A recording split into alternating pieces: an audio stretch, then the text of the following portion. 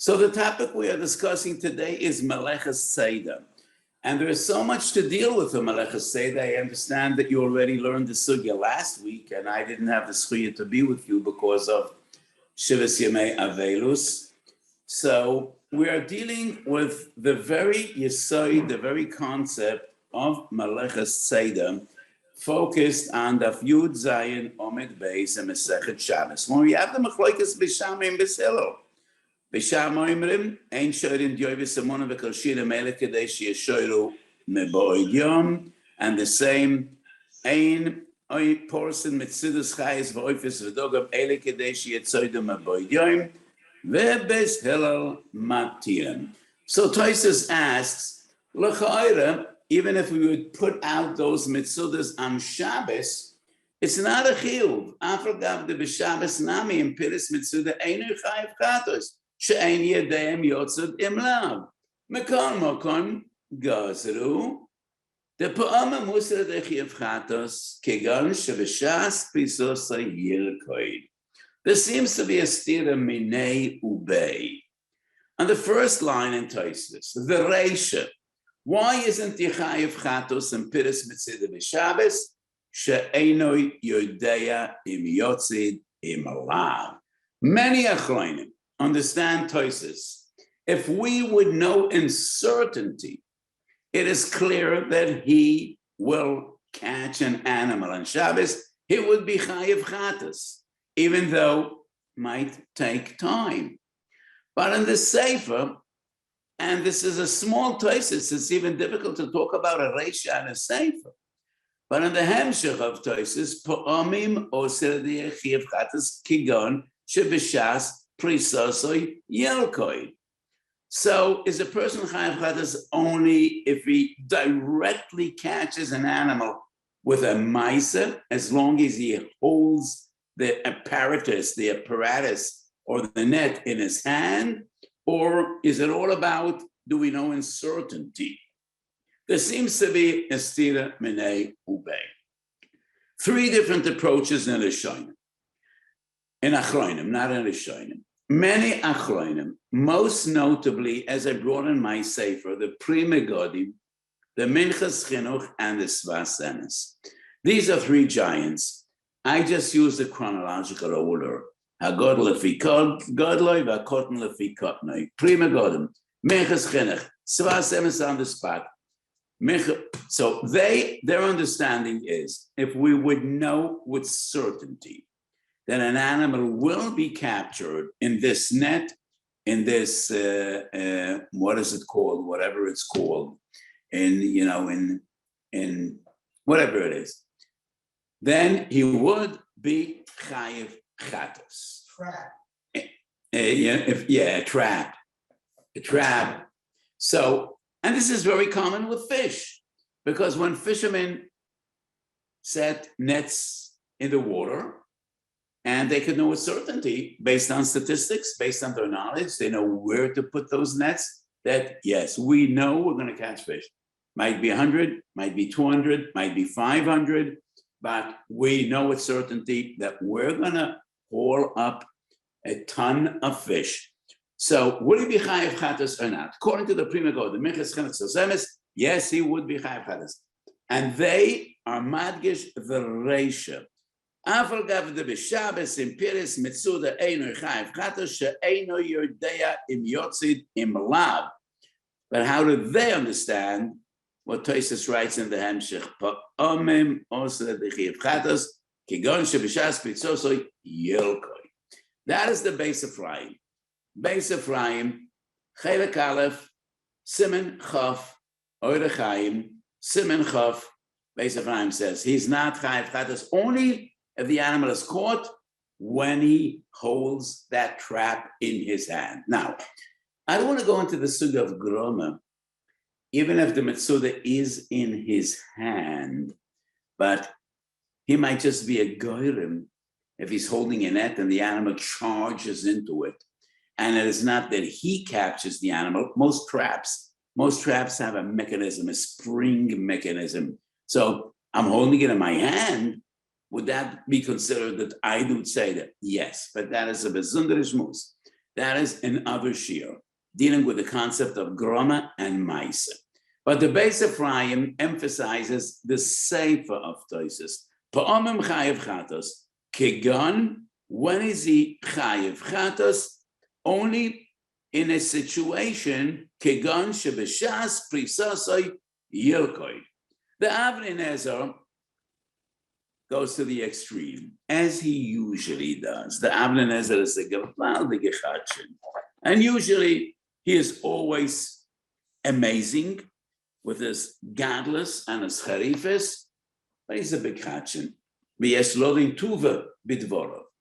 Avnei Nezer Kuf Chaf Aleph says that if you put out a net or a trap in a forest that is infested with animals, or a net in a river that's full of fish, your chayev chatas, even at the end of the day, you caught nothing.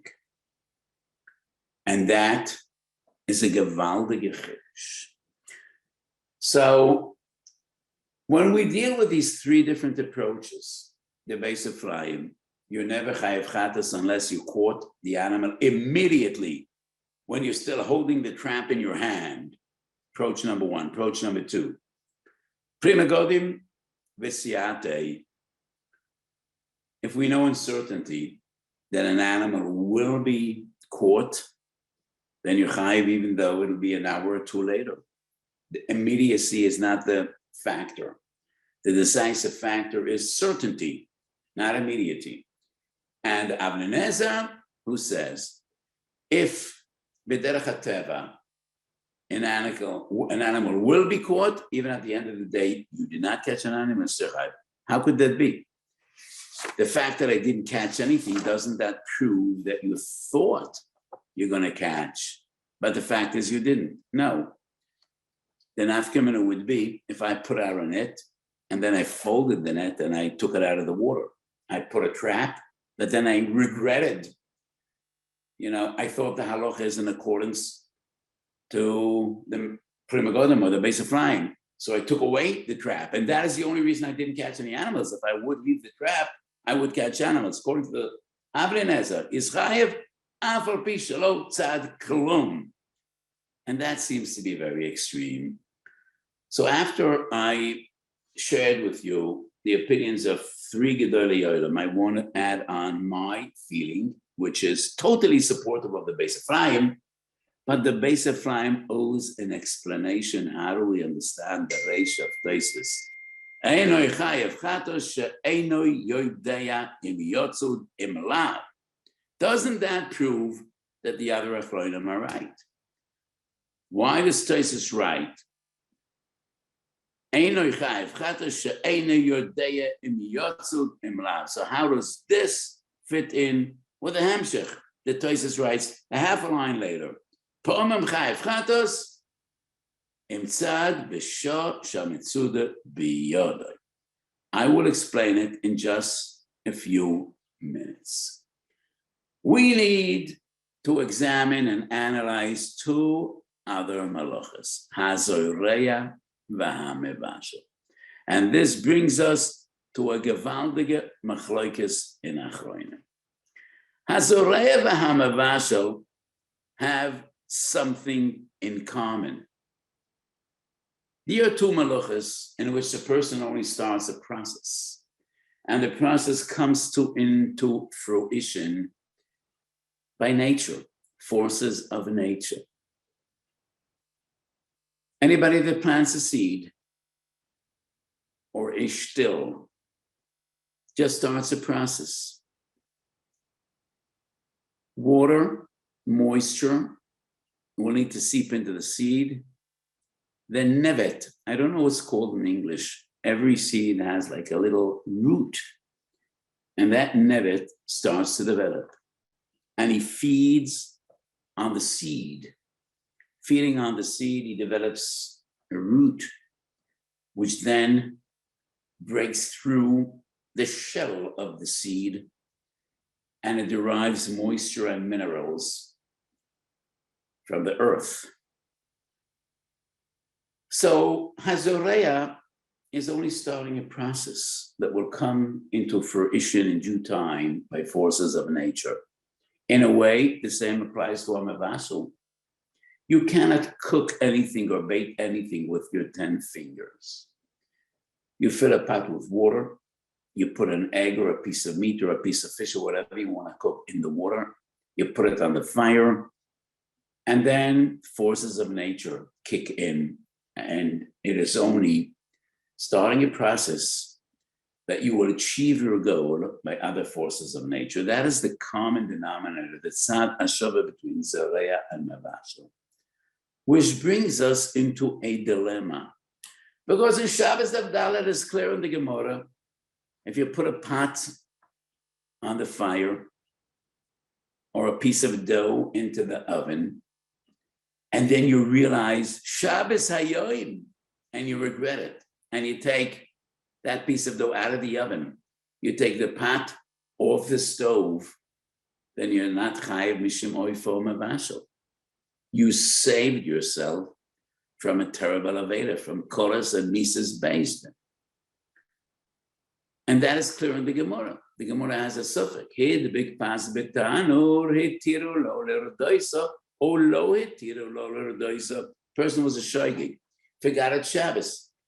He put a loaf of bread into the oven, and then he realizes it's Shabbos. If he takes it out, he saves himself from Chilul Shabbos.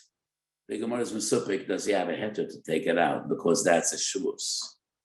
So it is clear in Shabbos, if the Beisel did not come into fruition, and at the end of the day you cooked nothing, you baked nothing, potu. If we compare Mevashel to Zoreya, how could a Zoreya ever be chayiv? There's a machlokes in Mishnah, Masechet Shvius, whether Klitas Hazera takes 3 days, 2 weeks, or 30 days. So when you plant a seed in the earth, it'll never even start to develop until 3 days, until Monday, or 2 weeks. So how could a Zoreya ever be chayiv? 2 approaches in Gedol HaAchronim.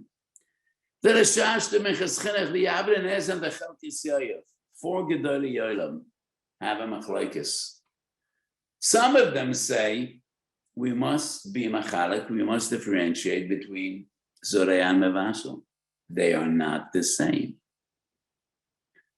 So a Mevashel, if at the end of the day he took your bread out of the oven, the tafshel off the stove, poto, and in the same way, if you put a pot on the stove 5 minutes before Tzeis HaChavim, and it took 2 hours to get cooked, kemachel ben drisoi, you're poto. On the other hand, hazoreya, veliket et hazaroim, is chayiv, because hazoreya is different than mevash. So some achreinim say there is no difference between the person that took the food off the stove, or if Gemara Bishul was Motzoi Shabbos. The difference is between the essence of Zoreya and Mevashel. The other approach is no. Zoreya and Mevashel are essentially the same. The difference is between the 2 different results or situations. If the food was cooked on Motzoi Shabbos, chayiv, just like he's chayiv by Zoreya, if Klitas Hazera was in the middle of the week. Lekitas Hazera patters the person, just like Radias Apas patters the person. That is the second approach. And in Minchas Osha Masechet Shabbos Menunches, I wrote at great length. My opinion is that the difference is not between Radias Apas and Afiyah b'Motzoi Shabbos, but Zoreya and Mevashel are not the same, and I will explain why. There are 2 fundamental differences between Zoreya and Mevashel, even though they do have something in common. And what they have in common is, as I explained before, in both cases, the man can only start a process These are not malachas which a person could do with his hands, yodoi or koichoi, without natural forces of nature bringing his malacha into fruition. Nothing will happen. Yes, they do have something in common, but they're not the same. And the difference between two is Hagdoras that I mentioned at the psich of today's shir regarding Seder, immediacy and certainty. When you put food on the stove or dough into the oven, if you're not a total battler, you could evaluate or assess or assume how long it'll take for the food to be cooked, for the bread to be baked, more or less. You could know. And when you put a pot on a fire or a piece of dough into the oven, there is no suffix. Yes, it will be baked, it will be cooked. When you plant the seed in the earth, you can never know. Will the seed develop into a flower, a tree, a bush, a vegetable? Will it develop? Many don't. And we have no way of knowing, will it or will it not? And you can also never know how much time it'll take. I argue even a more fundamental argument against those achronim that compare Mavasel to Zareya. The result of Bishul, from the point of view of the Mavashel, is food that is fitting for consumption. When we're dealing with baked stuff, it is krimas ponim.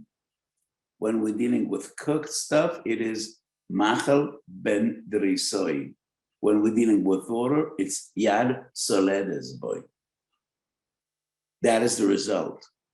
Because when you cook or you bake, you want to consume. When we're dealing with Zoreya, the objective of the Zoreya is not Klitas HaZera, which would take 3 days, 2 weeks, or 30 days. It is down the line, a year, 2 years, 3 years, maybe even more. You're planting because you want to eat. And that takes at least a few months. When we're dealing with vegetables, a month to 6 months. When we're dealing with trees, we're dealing with years. And therefore, the Hagdor of his Mavashel is Tikkun Adova B'choim U'Eish. And the person is Chayev. And the result, when we're dealing with Zareya, the moment you planted the seed in the earth, you're Chayev Chatas. To me, this is so pushit. How could a person ever be Chayev Mishum Maleches Zoreya? So they'll come to Beis Din and say, we saw he planted a seed. According to the Minchas Chinuch and others, so what if he planted a seed? We will need two Adam to stand there. Yoimam v'laylo, lo izoza yoda mitoch hasid, lo izoza yoda mitoch hazera, and they only stand there, Yoimam v'laylo, looking at the specific and exact place that he planted a seed, and they will need to wait there years, months, until the tree grows. It's insane. It's ridiculous. Pshitali. The moment you put a seed into the earth, that is Gemar HaMalocha. Ubehocha Chai V'Rechmon. And therefore, even if you take that seed right out of the earth immediately, there's nothing you could do. Chayev Chatas. Ve'enoi niftar klal. So Mavashel and Zareya have something in common. But besides what they have in common, then in both malachas, the man just starts a process. But in halacha, in lamdis, nothing in common. Mavashel is chayev, and the end result Hazaraya is chayev al etzem hazariya. And the reason is very simple, as I explained. It is inconceivable, it is impossible, it is totally unreasonable to say that the zaraya is chayev because of the result. So Adam would never be able to be mechayev zaraya. How do you know that this specific seed that he planted brought fruit years later? It's ridiculous. And it's not only because the maskana would be ridiculous. In Svara, they are not the same. Hamavashal knows exactly how long will it take until the food will be cooked, more or less. And it must be cooked, excluding intervention. Somebody taking the pot off the fire, or somebody extinguishing the fire, putting out the fire. If nobody will intervene, the result is certain. It is inevitable. Masha enke bizureya. So zereya might take a lot of time. If we're dealing with planting trees, it'll take years. And there is also a lack of certainty. It might grow, it might not grow. And that is the difference between zereya and mamash. And after these hagdomas, let's get back to Tzeidah. Tzeidah is fundamentally different than both Zereya and Mevashel. Because Tzeidah is a malacha that a person could do and could achieve. By Tzeidah, it's not starting a process with nature must complete. No. Well, most animals are captured by traps. Most fish are caught by nets. Not all of them. Not all of them. A man could catch animals with his bare hands. Well, when I was a young kid, we used to go out to the Catskills, catch fish with a rod and a hook. And that is b'koichoi. You brought the fish in. Put them into a pail. That's Seder. You could catch animals with your hands. Okay, so you're not going to catch a lion with your hands, but you could catch little animals with your hands. Well, I used to catch salamanders and frogs and snakes and many other animals. So Seder should not be compared to Mavashel or Zoreya at all. Seder is no different than Koisev, than Boine, than Toifer, any other malacha. Well, it might be somewhat different because derech hamalacha is to use tools, but still, it is not forces of nature like heat, like earth that nourishes seed. So to me, it is clear the Beis Ephraim is right. A person would never be chayev and say that only if he catches an animal, doesn't need to be with his hands. B'mitzuda should be yodoi. B'mitzuda should be yodoi. Otherwise, it would be potter als grama. If it happens later, he is no more than a grama. And just like gram kibui is potter. And why is that? Because kibi is a malacha you could do with yodoi v'koichoi. And that's why grama is potter. Same would apply to Tzeidah. So to me, the Beis Ephraim is right. And the Sefer is the determining factor. And Tosfos clearly says, Pa'omim de osele de chiyuv chatas gegon shebeshas prisosoi yilkoi. It is only if you catch an animal, biyodoi, bikoichoi, bikli shebiyodoi. Yodoi doesn't need to be your bare hands. Person doesn't write with his hands. He writes with a pen. He writes with a tool. Many malachas require tools, but that is yodoi or koichoi. The same regarding Seder. So the Beis Ephraim is right, but the Beis Ephraim doesn't explain the ratio. So why does Tosfos write? Afal gavde b'Shabbos nami and piris mitzuda einer chayev chatos she'eina yodeim yotzu. Why does Tosfos write that? Let me share with you my understanding based on the Hagdomas I just mentioned regarding Mevashel and Zoreya. How did I explain the difference of Mevashel and Zoreya? By Mevashel, the result is inevitable. It is predestined. If you put a pot on the fire, if nobody intervenes to change the fundamental mitzias, then yes, the food will be cooked. It is inevitable. Masha enken b'Zoreya. That would be my interpretation of Tosfos. Tosfos says, one should not assume that Gemar Malechas Hatzeidah is putting out a trap. It's not like Mevashel. It definitely is not like Zoreya. And why is that? Eina Yodeya im Yotzid Olo. If the Tzeidah would be inevitable, there would be room to argue the Malach is putting out the trap. Like some Achronim understand Mevashel.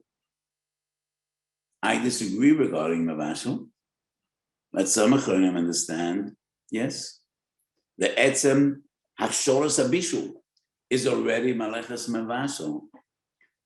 But, and that is why he's chayiv, even though the Bishul is Liachar Zman. Tosfos says, no, tzad is different. Because when you put out a trap or a net, it is not inevitable. These are not forces of nature with Baal Korchacho will bring the result. And therefore, Ikar Malachas Tzeidah is only biyodai or bekoichai. That is my understanding of Malachas Tzeidah. So in Tzeidah, there are very many details, but I don't know exactly what you learned and what you didn't learn. So what I did today is just defining the gather of Malachas Tzeidah and explaining Tosfos and my opinion regarding three different interpretations of Tosfos. But I do want to share with you the fundamental Hagdorah of Tzeidah, because in each and every one of the Lamatas Malachas and the ones we did discuss, it is so important to have the precise and exact Hagdorah. I think Malachas Tzeidah is Kvishas Bale Chayim Tachas Yad HaOdam. Sometimes you need to hold it in your hands. In other cases, it is enough if you got the animal into an enclosure. If it's domestic animals, there is no tzeidah.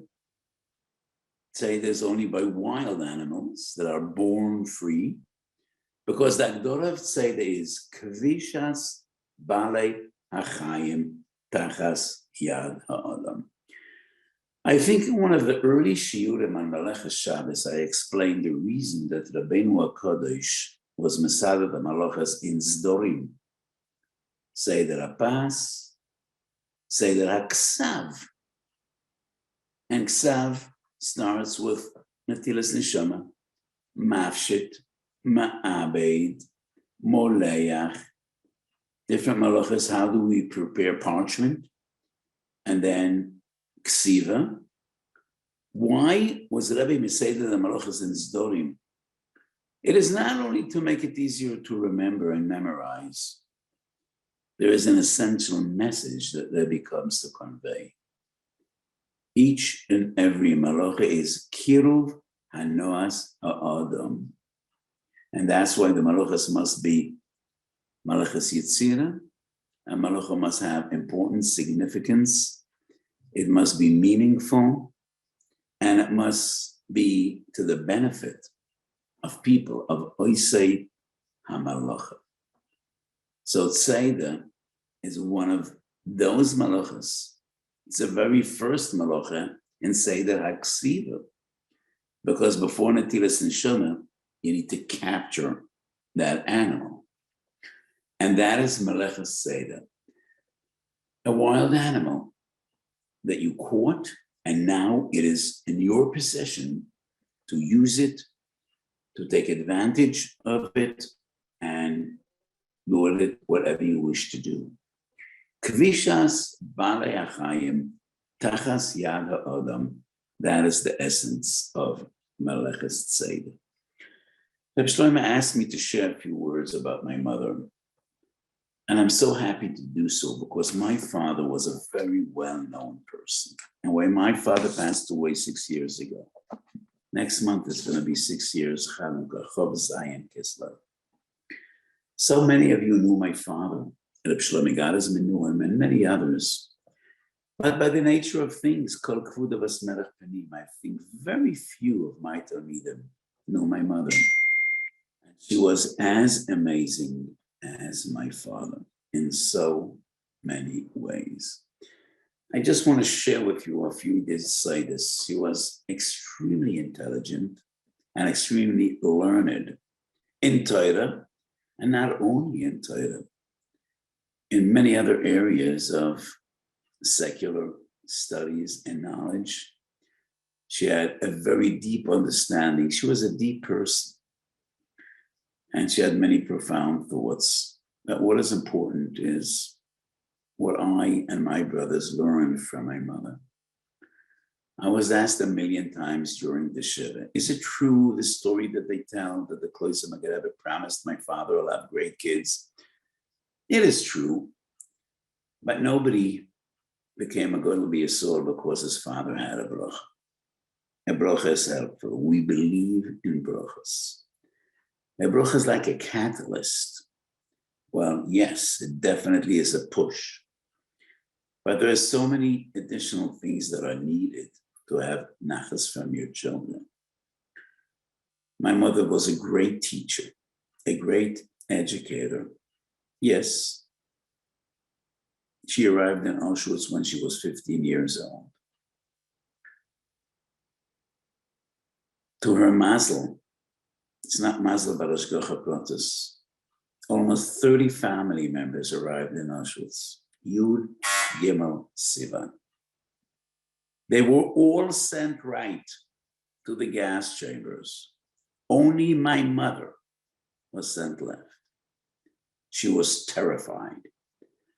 She thought the Nazi didn't see her, and she ran in the other direction towards her father, mother, Zayda, Baba, siblings, almost 30 family members. And Eretzeach ran after her. He punched her in the face and threw her about 10 feet. By the time she got up again, she no longer saw anyone of her family members. Baal Korcho, she went left. Baal Korcho, she went to life. Kodesh Baruch Hu wanted her to live. Baal Korcho Choatu Chai. I once thought, who was that Nazi that saved her? Was he Eliyahu Hanavi? No. Eliyahu Hanavi would never dress up like a Nazi. He was the Sultan himself. But that is the way HaKadosh Baruch Hu wanted it to be. And last week she passed away, Beli Ayin Hara, with 500 descendants. 500 Yotzei Chalotzav of my father, pre-Bitna of my mother. My mother used to say, that's my nakama in Hitler. So as I said, she was extremely learned and intelligent. In the last Kufa, the last few years, anybody that came to visit, son, Einikel, or Einikel, needed to say Advar Torah. And my mother used to say, if you don't say, you're going to hear. If you don't say, then I'll say. Choose what you want. Usually we choose to hear and not to say, because she had so much to offer. One thought she said many times was, twice a day we say Shema Yisrael Hashem Elokeinu Hashem Echad. And we say, V'yohavta Hashem Elokecha b'chol avov v'chol nafshecha v'chol moedecha. How could one achieve the love of the Kodesh Baruch Hu with all his heart and all his soul, all his nefesh and all his heart? That is why Anshe Knesset Agdela were metakel. Before you say V'yohavta, we say Ahava Solam Avtonu, Ahavu Rabba Avtonu, Chem Lo Gedoyle V'yasero Chumaltu Oleinu, Oy Hei V'ami Yisrael, Haboiche Ami Yisrael B'Yahavo. If a person really appreciates how much a Kodesh Baruch Hu loves him, it is so natural that he loves a Kodesh Baruch Hu with all his heart. And that is the way she lived. With such a recognition and awareness that a Kodesh Baruch Hu loves us. With so much Hakaras Hatov and thankfulness to a Kodesh Baruch Hu. She dictated to us what she wanted written on her Matzeva. Hakaras Hatov beliba, chedvas chayim bekirba. She was full of simchas chayim and chedvas chayim. She was the happiest person I ever knew. Usually it's not very pleasant to visit very old people. They're grouchy, they're unhappy, they complain. They ask you to do things and sometimes you just have nothing to do to help. Our Einiklach, our children, loved to visit my mother. It was such a pleasant experience. 93 years old, she never complained, never asked for anything, always was so happy. My mother had a stroke 17 years ago, a debilitating stroke. And her left side was paralyzed. And she fought in physiotherapy. And we used to ask her, Mommy, how are you feeling? Echat margisha. She used to say, my left shoulder hurts. I can't use my hand. I'm not seeing that well. And my knees barely carry me. But I feel wonderful. Because I am not the knee, I'm not the shoulder. I am I. I feel great. My shoulder might hurt. My knees are ailing. But that's not me. I feel great. That was her attitude. That's the way he lived, with such a closeness to a Kodesh Baruch Hu. She told me many times what's her favorite posik in Tehillim. Ani tomed imcho, or is it Ato tomed imoli, ochasta biyad yamini. She lived with the Kodesh Baruch Hu and she was so thankful. Another thought, which we grew up with, about Geulas Mitzrayim. Yosef finds himself in jail with two goyim. Now, most of us were never in jail, but we do know what goes on in a jail. And when you're in jail, you try to keep to yourself and you want to have as least as you can to do with other inmates. Yosef is in prison in Eretz Mitzrayim with two goyim. Obviously, they're criminals, otherwise they wouldn't be in jail. And they seem to be distressed. Penei zoafos. Yosef turns to them and he says, Madua penechem rois hayoim. You seem to be sad. Is there anything I can do to help? What do you care about two goyim, two criminals that are sitting in jail? But Yosef sees human suffering. He cannot bear to see that. And he asks, how could I be helpful?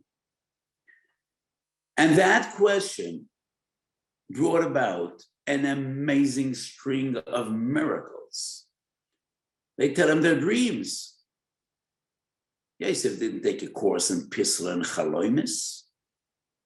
But Yosef understands this is Hashgacha Pratis. If they told him their dreams, probably needs to do something about it.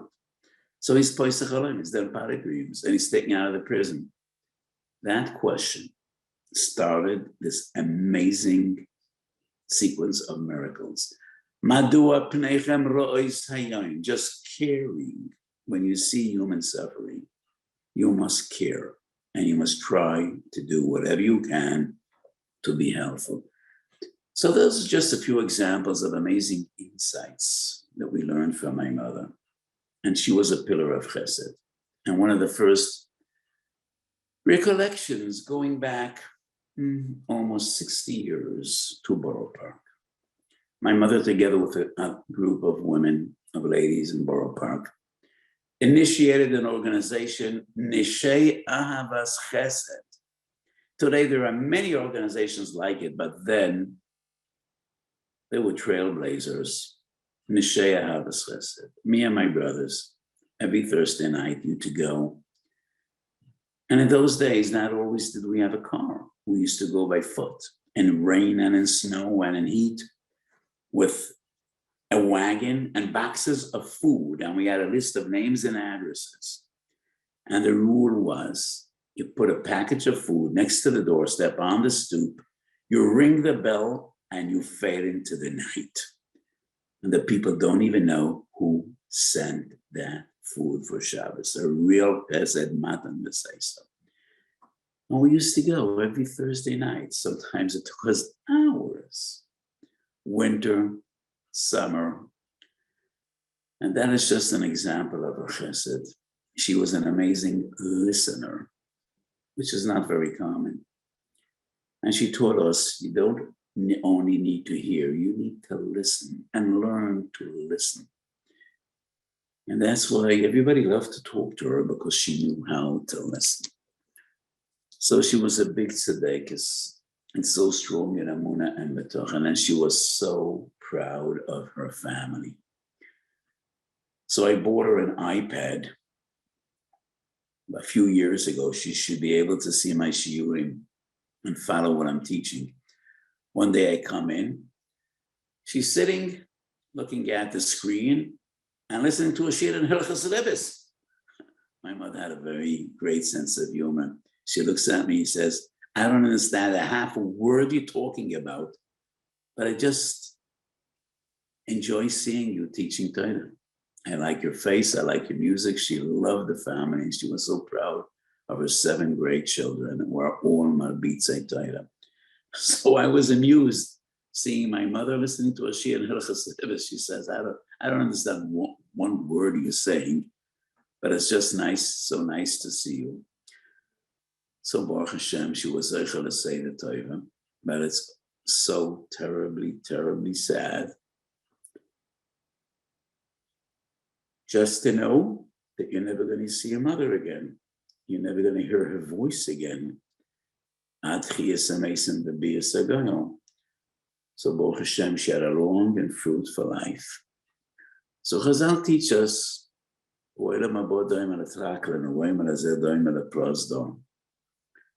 she finally reached her trakl. And many times they say to Avelim, some prosdors are short, some are long, some are straight, and others are very windy.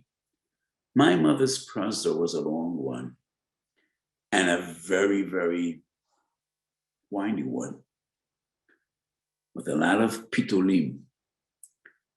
But finally, she got to the trakl. And each and every one of us builds his own trakl. It's all up to you. So we all hope to have a long prosdor, a happy one.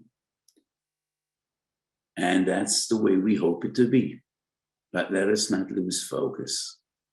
What is most important is the trakl waiting for each and every one of us at the end of the journey, at the end of the road, at the end of the prosdor. She should be a Meretz Yosha for me, for my brothers, for her 500 descendants, and for all of Klal Yisrael. And thank you for listening to me, and we should share B'Seiros Toivos.